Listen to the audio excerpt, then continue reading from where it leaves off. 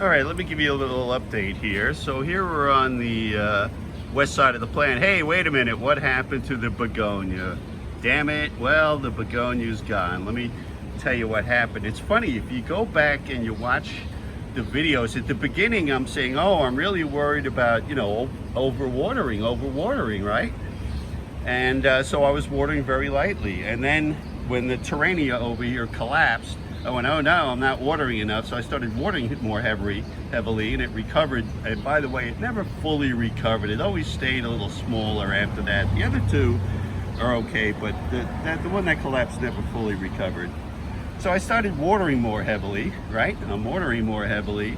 And then here's there's another thing I didn't consider. So I watered heavily one day, and then during the days I'm not watering, what I do is I come out and I spray around here, if there's dog pee or a lot of garbage. And what I realized later is, look, hey, that's soaking in, so that's keeping the corners wetter, okay? And I didn't really take that into account. And then what happened is it rained for 2 days. And after the 2 days, I came out and the begonia was tipped over. I went, oh no, and it just came off right at the stem, just like the other one did.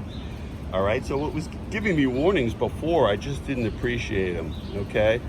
So, when I took the root out, the root didn't look that bad. So I think what happened, one of the mistakes I made is I planted it too low.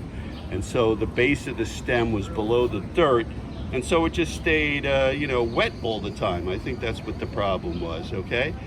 So we're gonna give it another go. This time I have a big begonia. It's supposed to be a little bit more robust.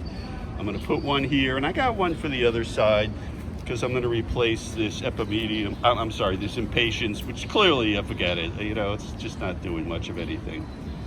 Okay, and I'm gonna make sure this time I don't plant it too deep, and I'll try not to overwater it. All right, let me give you a little update on the epimedian. Here's the one I got from the quart pot. Look at this thing, it's doing spectacular, all right? I wish I had done that on the end. I did the root, even though I'm gonna leave it now. It's got a month's worth of roots going on. But this shows me how that's gonna spread next year, so this is really good. Now the other two here I didn't want to do from the pots because there was barely any room, so I basically did them from roots. You can see, look at the size of this root, there's more under there to squeeze it in, and they were both doing pretty good. Look at that one, and this was also good. However, unfortunately I did something stupid. I was working in there, and I guess the button from my sleeve must have grabbed the two big leaves and ripped them off. I was like, oh no, felt awful about this, but I'll leave it because it's got a month's worth of roots and we'll let it grow, okay? So that's how the epimedian's doing. All right, you might remember I had to replace this epi because the dog peed on it, okay, and that killed it. And so the replacement's doing great. And so what I did is I've gotten dog spray, and with the dog spray, what I did is I sprayed it around.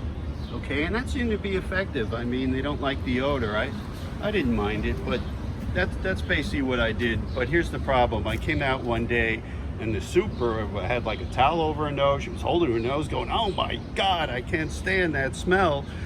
And I was like, wow, this is really effective on the super. At least I hope the dogs, feel the same way. So you have to replace it every week or two, and I stopped because she really just didn't like the odor. Okay, but then recently when I came back, there was a pee stain right here where the epi was. It's that same dog. Even though I noticed he didn't do it over here this time, he did it over here because it still probably smelled a little if you get too close.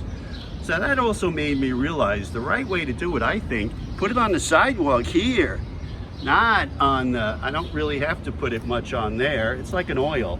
I'm gonna put it all on like a 4-inch layer on the sidewalk around here, and that way as soon as they walk up to it, they get it right in the face, okay? Even if they try to face away from the fence. So that's basically what I'm gonna do.